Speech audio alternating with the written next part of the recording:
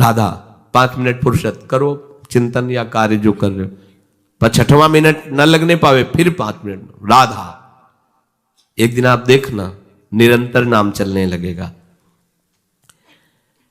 इससे विषयों के प्रति जो आसक्ति है वो एक बार तो बढ़ेगी। होम्योपैथिक दवा जैसे नहीं, रोग एक बार उभरेगा, आपको लगे, वो बढ़ती नहीं है, अंदर छुपी हुई निकलती। ध्यान से सुनोगे तो प्रश्न खत्म हो जाएंगे। अपने लोगों के प्रश्न रहते हैं, जब भजन में बैठते हैं तो बड़ा मन चंचल होता है, बड़ी गंदी बातें आती हैं, ये वो। हम भी कह रहे हैं, जब आप नाम जपना शुरू करोगे तो पहले आपको जलन होगी, आपके अंदर ये विकार दिखाई देंगे, पर ये आते नहीं हैं, ये जाते हैं। धीरे धीरे इनका शमन हो जाएगा। और जब कभी आपको ऐसा लगे कि अब नाम जपने में हमारा एकाग्रमन नहीं हो रहा, तो बहुत सुंदर उपाय है, ताली बजाकर नाम कीर्तन करने लगो। अपने को विजय प्राप्त करना है मन पर और विषय भोगाभ्यास पर। और ये ऐसा नहीं कि ये नाचना गाना है सब, ऐसा नहीं, इससे भगवान की प्राप्ति हो जाती है। जितने बड़े बड़े महान भक्त हुए सब नृत्य करते थे। मीरा जी रात रात भर नृत्य करती गिरधर के सामने। नरसिंह मेहता की करताल प्रसिद्ध थी, 4 भक्त साथ है, करताल लेकर नाचते, गोविंद रीझ जाते हैं। जहां कहीं 4 भक्त मिलकर कीर्तन करते होते हैं, नृत्य करते होते हैं, उन्हीं के बीच में गोविंद भी नाचते होते हैं। हमारी अभी दृष्टि मायाकृति, इसलिए हम देख नहीं पा रहे। जो प्रभु श्री हरि का नाम उच्चारण मात्र करता रहता है, कोई भी कलयुग का दोष उसके अंदर, कलयुग बड़ा सूक्ष्म विषय है। देखो, गर्भ में ही जिनको भगवान का साक्षात्कार हो गया था, वो परीक्षित महाराज, देखा कि एक जो शूद्रवत आचरण करने वाला पैर से मार रहा है, डंडों से मार रहा है बैल को, बीच बीच में लात। ये ध्यान रखो, किसी को भी पैर से कभी, सब में श्री भगवान है, कभी ऐसा दंड विधान किसी के लिए हो जैसा, पर ऐसे सहज में किसी को अपने पैर न लगे। अपने लोगों का परमार्थ है ना, कोई अगर लेटा हुआ है तो उससे नांगने की जरूरत नहीं, घूम के भले चले जाओ, उससे प्रार्थना करो कि आप पैर हटा लीजिए। ये ऐसे किसी को नांगना, किसी के पैर मारना, ये सब गंदे आचरणों में आता है। ये भक्तों के द्वारा ऐसा नहीं होता है। हमें तो आश्चर्य हुआ, पूज्य श्री चंद्रशेखर बाबा के एक जो अंग सेवी थे, उन्होंने बताया कि बाबा का श्री चरण एक बार हमारी पादुका को छू गया, तो बाबा पादुका को ऐसे छू के ऐसे, हम कहा अरे बाबा हम मर गए, ये क्या हमारी पादुका? बोले अब तुम थोड़ी हो, तुम तो हरि के शरणागत वैष्णव हो गए। अब वैष्णव की पादुका पूज्य होती है, उसमें पैर कैसे? बाबा के वो शिष्य हैं और बाबा उनकी पादुका को, ये है भाव, वैष्णव भाव, ये भगवत भाव। हम गुरु हैं चेले का, तो ऐसा नहीं, पूज्य हो गया, वो भगवान का दास हो गया। हम तो पोस्टमैन हैं, हमें जो मिला वो इधर दे दिया, लेकिन वो वही है, उसको उसी भाव से देखे कि भगवान का निज जन, भगवान का भक्त है। लात से मार रहा था, डंडों से मार रहा था, उनका रुक जा, हमारे राज्य में कोई हमारे ऐसे धर्मयुक्त पशुओं को दंड दे और मेरा भय ना हो, ऐसा कौन पैदा हो गया? नजदीक गए तो जब देखा कलयुग ने कि ये तो प्रचंड काल रूप है, भगवत भक्ति से संपन्न थे, तुरंत उसने पाग उतारी चरणों, महाराज रक्षा कीजिए, और मुझे भगवान ने ही सेवा दी, अब मेरा समय आ गया है, अब मैं राज्य करूंगा। अच्छा, तेरा समय है? कलयुग? जी हां। देखो उसका परिचय कहां से हुआ? अधर्माचरण से ही। तो उनका जब तक मैं जीवित हूं तब तक तेरा राज्य नहीं आने दूंगा, हमारी प्रजा में अधर्माचरण फैल जाएगा। तो उनका आपको कुछ न कुछ तो स्थान देना ही होगा हमारे लिए, कि आप ठीक है मदिरालय, और जो मदिरा सेवन करे, और जहां शरीर को बेचा जाता हो, भ्रष्ट आचरण किए जाते हो, जहां जुआ खेला जाता हो, ये द्वित कीड़ा, मद्यपान करना, व्यभिचार करना। व्यभिचार उसे ही कहते हैं जो धर्म से रहित काम संभोग होता है, जो अपनी एक पत्नी व्रत रहकर भगवान की भावना से संतानोत्पत्ति की क्रिया, वो उसे व्यभिचार नहीं कहते हैं, वो दोष युक्त नहीं, गृहस्थ धर्म के अंतर्गत है। लेकिन जो अन्य ऐसी भावना कलयुग को आदेश दिया कि आप रह सकते हो उसके, जो मदिरा पीता है, जो भ्रष्टाचरण करता है और जो मांस खाता है और जो द्वित कीड़ा करता है, आप, क्योंकि वहां कोई ऐसा करता ही नहीं था, यहां रह सकते हो। उनका महाराज आपने सब गंदे गंदे स्थान तो दे दिए, थोड़ा तो सांस लेने की जगह दो। तो उनका ठीक है, अधर्म से कमाया हुआ स्वर्ण, उस पर तुम्हारा बात, वो खुश हो गया। हाँ हाँ ठीक है महाराज, आपकी आज्ञा के विरुद्ध बिल्कुल नहीं चलूंगा। चले आए। जरासंध का जब वध हुआ था तो उसका मुकुट जो था उसको लेके, विजय में जिसकी विजय, तो भीम ने ही तो भगवान की प्रेरणा से, तो अब ये उन्हीं के तो वंश में है ना। ऐसे धरते ही शिकार की वृत्ति जागृत हुई, जंगल में गए, शिकार तो मिला नहीं, प्यास से व्याकुल हो गए। एक महात्मा समाधि में बैठे हुए थे, उनके आश्रम में प्रवेश किया। महात्माओं के आश्रम में प्रवेश करने की मर्यादा होती है, पाग, अस्त्र शस्त्र, अपना पद का भाव ये बाहर ही रख देना चाहिए, क्योंकि यहां सर्व लोग महेश्वर भगवान के चिंतन में लगे हुए हैं और विश्वास रखे कभी अमंगल नहीं हो सकता। तुम्हारे अंग रक्षक तुम्हारी रक्षा नहीं कर सकते जैसा भगवान नाम रक्षा करता है।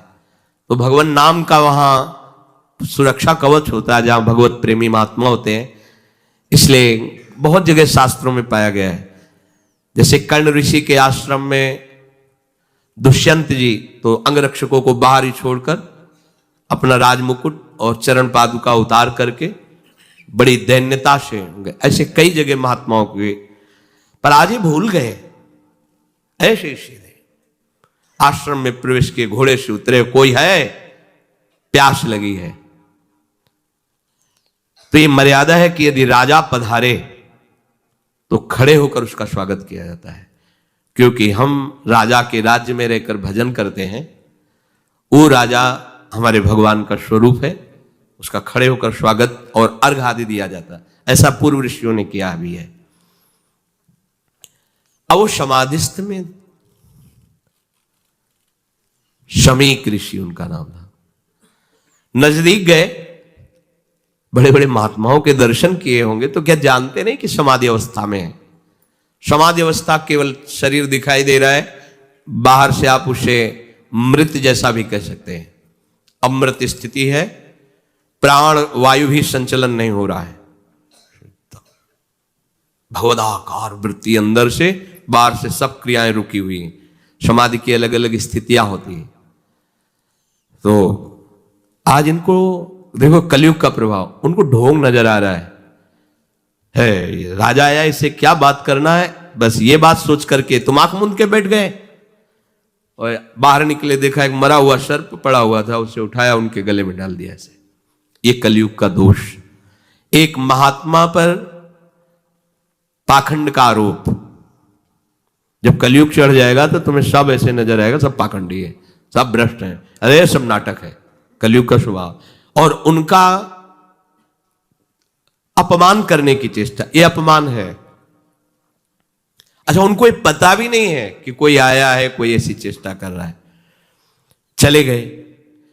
कुछ ब्रह्म ऋषि बालक कोई सेवा कार्य से आश्रम में प्रवेश किए तो देखा शमीक ऋषि के गले में मरा हुआ सर्प। तो वहां बाहर वनवासियों से पूछा कौन आया था, बोले चक्रवर्ती सम्राट महाराज परीक्षित। दूसरा कोई नहीं गया? नहीं। तो ऐसा अमंगल कार्य, इतना उनका अभद्र व्यवहार एक ब्रह्म ऋषि से, छोटे छोटे बालक ही ऋषियों के थे, गए और श्रृंगी ऋषि तर्पण कर रहे थे सूर्य भगवान का, तो जाके कहा कि आपके पिता के गले में मरा हुआ सर्प महाराज चक्रवर्ती सम्राट परीक्षित ने डाल दिया है। ऐसा धर्म का शासन करने वाला राजा अब इतना अधार्मिक हो गया कि संत महात्माओं की स्थिति को भी नहीं जानता और अपमान कर दिया। ये समझते हैं कि इनको कोई दंड नहीं दे सकता, तो ये भूल करते हैं। ये दंडधारी राजाओं से भी बढ़कर प्रचंड दंड देने का अधिकार ब्रह्म ऋषियों के बालकों को भी है। जल उठाया और कहा, मैं सत्य को साक्षी करके इस राजा को शाप देता हूं, 7 दिन के अंतर्गत भयंकर रूप धारण करके तक्षक डसे, उसके 7वें दिन मृत्यु हो जाए। अब बधाए अपने पिता के गले में लिपट कर रोने लगे। बहुत हिलन डुलन रोने की आवाज, धीरे धीरे प्राणवायु संचलित हुई।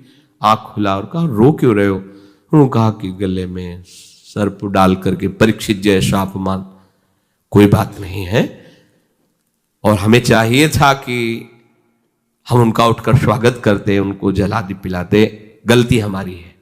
देखो ब्रह्म ऋषि। तो अन्य ऋषि बालकों ने कहा कि श्रृंगी ने तो शाप दे दिया, तुमने भयंकर ऐसा कैसे कार्य, वो शाप के योग्य है? क्या शाप दिया? बोले 7 दिन में तक्षक सर्प आएगा, डस लेगा। अब तो उनकी भी सामर्थ्य नहीं, पिता की भी कि मिटा सके। ब्रह्म ऋषि के वचन ऐसे नहीं होते। अब तो ना ब्राह्मणत्व रह गया, न तपस्या रह गई, न भजन रह गया है, न भाव रह गया है। दिन भर हम झूठ बोलते रहते तो हम कुछ भी बोले क्या लागू होगा? जो सत्य का चिंतन करता है, ब्रह्मचर्य से रहता है, सत्य वाणी बोलता है, वो आज भी बोल दे तो वैसे ही हो जाएगा जैसा बोलेगा। एक बालक के वचन को ब्रह्म ऋषि भी नहीं मिटा सकते। अपने शिष्यों को भेजा, जाओ निवेदन करो महाराज परीक्षित को। उधर हो गए, जीव ही मुकुट उतार कर, ये क्या हो गया मेरे द्वारा? ये क्या? हाय हाय मच गया हृदय में। मैं किसी महात्मा के साथ ऐसा व्यवहार कैसे कर सकता हूं? भगवान मुझे दंड दे। यह है धर्मात्मा का, भगवान मुझे दंड दे, बिल्कुल क्षमा न करे। इतने में ऋषि के शिष्य पहुंच जाते हैं और कहा, महाराज आपको एक सूचना है, वो बड़ी अशुभ सूचना है। आपके द्वारा जो कृत्य हुआ उसका दंड विधान श्रृंगी ऋषि ने कर दिया है। आज के 7वें दिन तक्षक सर्प आपको डसेगा, आप अपना उपाय कर लीजिए। कल्याण का, बचने का तो कोई उपाय ही नहीं है। बहुत प्रसन्न हुए, जैसे किसी ने उनको महासुख दे दिया। ये है भगवान के आश्रित, कोई भी साप ताप भय नहीं प्रदान कर सकता। प्रसन्न हुए, मैं तो मांग ही रहा था कोई दंड मिले। बहुत अच्छा हुआ। जन्मेजय को बुलाया, उसी क्षण रात दिया, और गंगा किनारे जाकर के बस आमरण अनशन व्रत, एक बूंद पानी भी नहीं पीऊंगा, और कैसे भगवत प्राप्ति हो 7 दिन में चिंतन ही कर रहे थे। बड़े बड़े संत महात्माओं ने जब साप की बात सुनी, सब आ गए गंगा किनारे।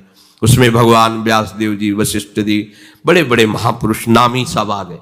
सबसे पूछा, 7 दिन में निश्चित भगवत प्राप्ति हो जाए, आप सब हमें ऐसा उपाय बताइए।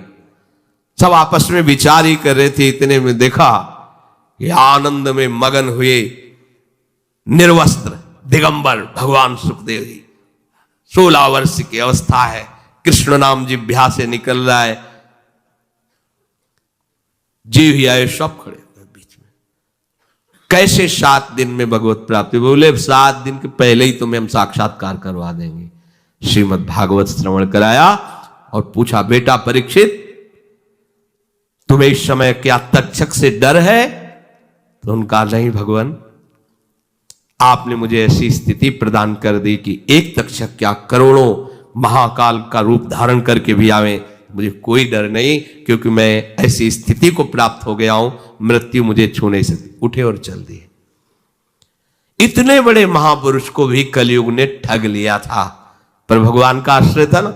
तो कह रहे कि कलयुग का बिल्कुल भी प्रभाव उसके ऊपर नहीं पड़ेगा जो नाम जप करता रहे।